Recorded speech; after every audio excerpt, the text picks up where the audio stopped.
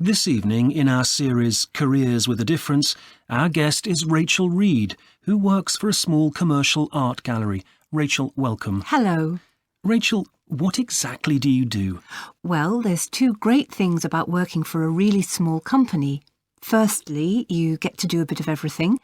The other is that you can practically invent your job title. Mine is marketing manager, although I do a lot of other things too. It does describe the majority of what I do. So, tell us about your day. Well, it all starts with the huge pile of post we get.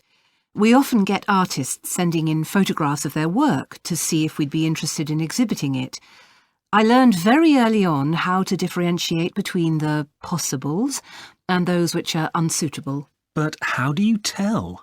It might be the style, or sometimes the subject matter is just not going to look right in our gallery.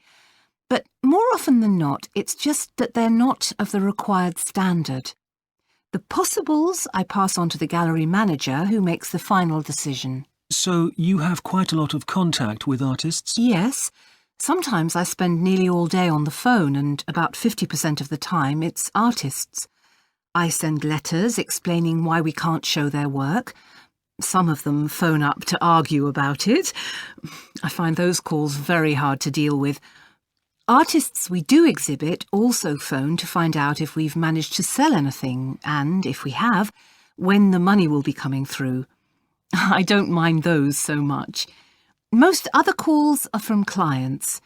We have a new artist exhibiting here every 2 to 4 weeks, and before the show takes place, we send out a catalogue to the clients on our database. Obviously, the catalogue's illustrated. Oh, yes. And as soon as the catalogue goes out, we start getting phone calls because people see something they like and want to reserve it. Sometimes they even buy things over the phone. The catalogue also contains a commentary about the artist, which I have to write and research. I try to find out what has influenced them, where they learned to paint, what the subject matter represents, that sort of thing. But I try to avoid quoting from positive reviews of their work.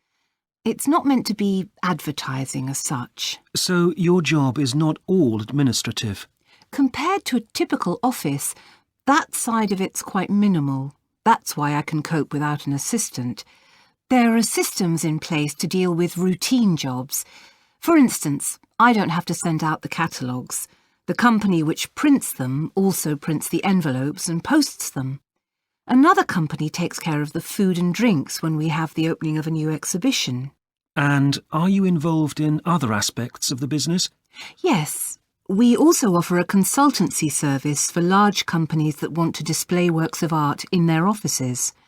I phone round companies, explain what we do, and if they're interested, make an appointment for the gallery manager to go and see them. It's interesting. The companies tend to go much more for modern or abstract art than people coming to the gallery. And the best part of the job for you? The really rewarding thing for me is that you never know how a day is going to go. Some days it'll be really quiet, other days it's really busy and you don't know what you're going to have to cope with. And there's the added bonus of working with really nice people. And, of course, I have the pleasure of spending my days surrounded by beautiful works of art. So I can't complain. Thank you, Rachel. And now we'll move on to...